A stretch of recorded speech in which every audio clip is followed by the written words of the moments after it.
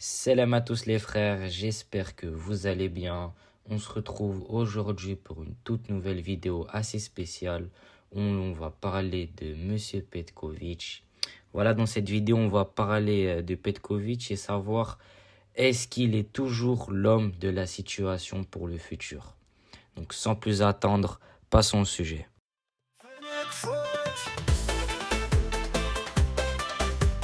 Voilà, cette vidéo va se passer en 3 étapes. Donc en premier temps, nous allons voir son bilan, juger son bilan, est-ce qu'il est positif ou négatif. Ensuite, voir les points faibles et points forts depuis son arrivée.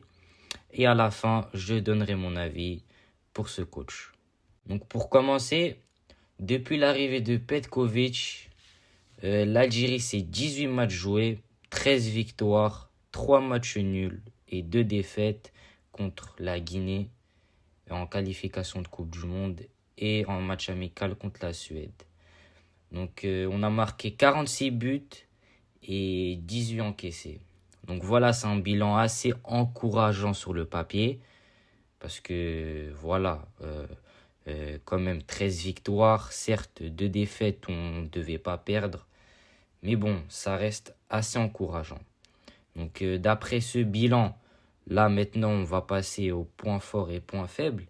Donc les points faibles qu'on peut analyser et remarquer depuis l'arrivée de Petkovic, bah tout d'abord qu'on n'a pas su encore régler le problème défensif. Voilà, c'est un ratio de 1 but encaissé par match.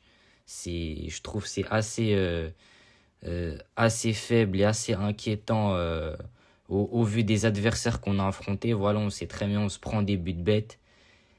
Et ça, pour la Coupe du Monde et surtout pour la CAN, ça peut coûter cher. Aussi, on peut apercevoir que voilà, on n'a pas trouvé encore un 11 titulaire à 2-3 mois de la CAN. Voilà, on sait qu'à chaque match, le milieu de terrain change, la défense change. On n'a pas assez cette colonne vertébrale trouvée. Et après, pour finir, le dernier point faible, voilà, je vais dire que sur le choix des joueurs, les choix des joueurs sont assez discutables. Quand on voit un Mahrez titulaire 2 fois lors de ce dernier rassemblement, je pense que voilà, faut laisser la place aux jeunes, même si on sait que c'est pas facile de lancer des jeunes joueurs comme ça. Mais bon, dans un match en jeu, pardon, tu te dois de faire jouer titulaire Hadj Moussa.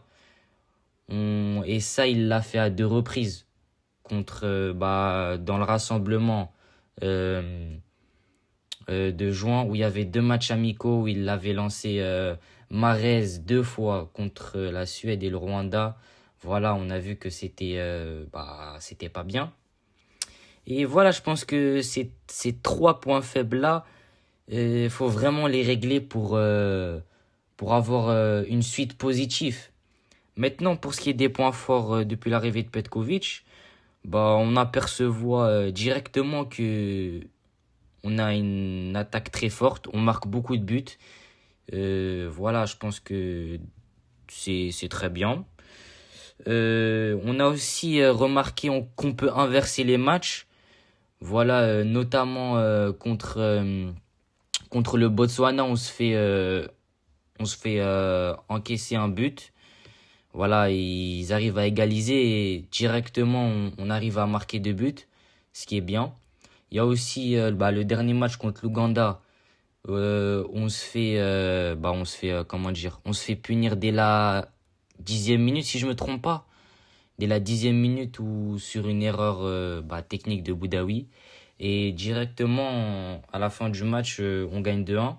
Il y a aussi voilà contre le Togo lors des qualifications de la CAN. On peut voir que on s'est pris un but dès la 11e minute si je me trompe pas. Et directement à la fin du match, il y a eu 5-1. Il y a aussi le Liberia, on se prend un but dès la 15e minute, 16e minute si je me trompe pas. et directement le score final 5-1. Voilà, on peut apercevoir que voilà, on peut dire que c'est une force de l'Algérie d'inverser les matchs, de rester serein. Et ça, je trouve, c'est un point positif pour l'équipe nationale. Et maintenant, le dernier point fort, je vais dire le coaching gagnant. On peut voir que voilà les entrants dès qu'ils rentrent font la différence. On l'a vu avec Bounjeh qui marque doublé contre le Botswana à son entrée. C'est très bien, c'est très encourageant. Et je pense que dans des compétitions où les matchs seront difficiles, ça peut être une force. Donc maintenant, pour finir, pour donner mon avis, sincèrement, moi, je suis ni pro Petkovic, ni pro Belmadi. Moi, je suis objectif. Donc, pour donner mon avis, je pense qu'il faut lui laisser la CAN. Voilà, on peut pas juger directement, pas dire, pas comment dire, ne pas l'exclure ou démissionner d'un poste à 2 mois de la CAN, voilà, alors que sur le papier, tu fais un bilan assez positif.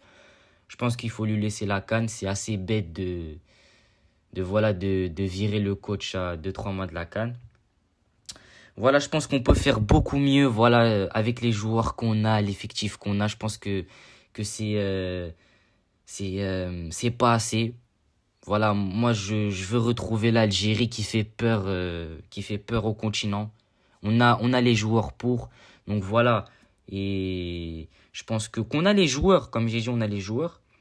Et pour le dernier avis, voilà, je pense que faut calmer certains supporters pour qu'ils disent que ouais, Petkovic est nul, Petkovic est nul. Sincèrement, les gars, on n'est pas dans une crise. Voilà, alhamdoulilah, on s'est qualifié pour la Coupe du Monde.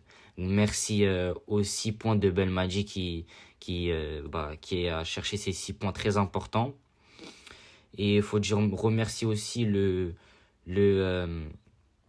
coach Petkovic. Voilà, on s'est qualifié pour la Coupe du Monde, même si on n'était pas dans un groupe difficile, mais on a su faire preuve de cohérence, de sérénité. Et je pense que ça, faut le féliciter. Et je pense qu'on est sur une lancée assez positive avec la qualification Coupe du Monde. J'espère que pour la suite, nous allons faire de très bonnes choses. Voilà, moi je vise un petit quart de finale pour la CAN et un petit 8e de finale pour la Coupe du Monde. On a les joueurs, on a un bon coach, on va dire, avec les résultats. Donc voilà, j'espère que cette vidéo vous a plu. N'hésitez pas à liker, commenter, partager, à vous abonner. C'est gratuit, ça me fait plaisir. Et ça aide à l'évolution de la chaîne. Merci pour tous les gens qui le font. Et je vous dis salam.